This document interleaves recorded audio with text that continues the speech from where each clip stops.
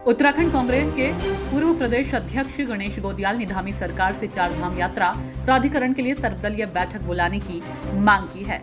गणेश गोदियाल ने आरोप लगाया है कि सरकार ने यात्रा के शुभ अवसर को कुप्रबंधन के चलते समस्या में बदल दिया है। इस बार सरकारी कुप्रबंधन के चलते यात्रा के पहले पखवाड़े में ही यह शुभ अवसर समस्या में बदला गया है। यमुनोत्री यात्रा रूट पर प्रशासन को धारा 144 लागू करनी पड़ रही है। उन्होंने कहा कि यात्रा की मुश्किलों के बावजूद मुख्यमंत्री और पर्यटन मंत्री चुनाव प्रचार में व्यस्त हैं। इधर यात्रा कुप्रबंधन के चलते देश भर में उत्तराखंड की छवि खराब हो रही है। गोदियाल ने कहा कि खुद उन्हें कई लोगों ने जगह जगह फंसे होने की सूचना दी। गोदियाल ने कहा कि यदि सरकार के पास यात्रा को पटरी पर लाने के लिए सक्षम लोग नहीं है तो सरकार तत्काल सर्वदलीय बैठक बुलाकर इसका समाधान निकाले। विपक्ष राज्य हित में इस काम में रचनात्मक सहयोग देने को तैयार है।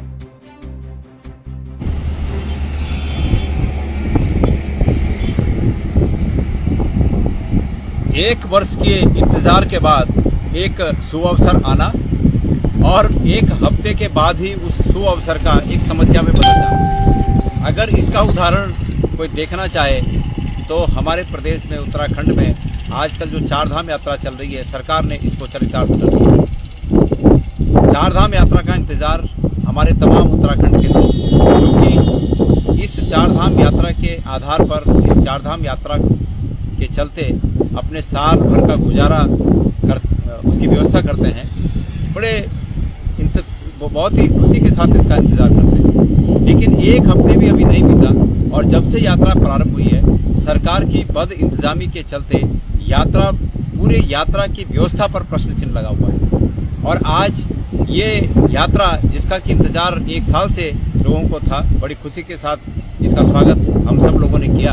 आज एक पखवाड़े में ये एक इतनी बड़ी समस्या के रूप में सरकार ने इसको बना दिया है कि यमुनोत्री में उत्तरकाशी के जिलाधिकारी महोदय के द्वारा यात्रा रूट पर यमुनोत्री से और एक जान की चट्टी के बीच धारा 144 लागू कर दी। मैं सरकार से इस बात को पूछना चाहता हूं कि सरकार नाम की चीज बची है या नहीं बची। माननीय मुख्यमंत्री जी चुनाव के प्रचारों में दूसरे प्रदेशों में व्यस्त हैं। माननीय जो पर्यटन मंत्री जी हैं, वो आपने उनका वक्तव्य सुन ही लिया होगा।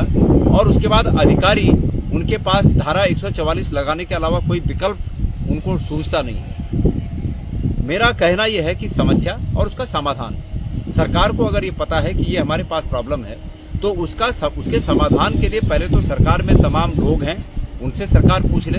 और अगर सरकार को ये लगता है कि उनके पास कोई इस समस्या का समाधान निकालने के लायक कोई न तो अफसर बचा है, न राजनीतिक लोग बचे हैं, तो सरकार को एक सर्वदलीय बैठक इस पर बुलानी चाहिए और विपक्ष के लोगों को मौका देना चाहिए कि विपक्ष के लोग इसका समाधान बताएं। और निश्चित रूप में प्रदेश के हित में हम सब लोग मिलकर इसका समाधान निकालेंगे। आज ये सुनकर कि उत्तरकाशी में यमुनोत्री मार्ग पर धारा 144 ये समाचार जब सुना कि धारा 144 लागू कर दी गई, तो बड़ा ही पूरे देश में जो यात्रा में लोग आना चाहते हैं वो इस बात को लेकर पूरी तरह आशंकित हो रहे हैं कि भाई क्या है ये, किस प्रकार की परिस्थितियां वहां पर सरकार ने पैदा कर दी है। तो इसलिए मैं आपके हाथ पांव फूल गए हैं, उनके हाथ पांव मसाजने की आवश्यकता है।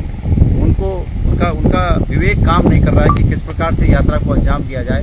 यात्रा में किस प्रकार से हमारे स्थानीय जो व्यवसायी लोग हैं उनके हितों की रक्षा की जाए, किस प्रकार से जो यात्री आए हैं उनको कोई असुविधा न हो, इसका ख्याल रखा जाए। अगर सरकार को ये स्थिति लगती है कि उनके बस में नहीं है तो सरकार एक सर्वदलीय बैठक बुलाए।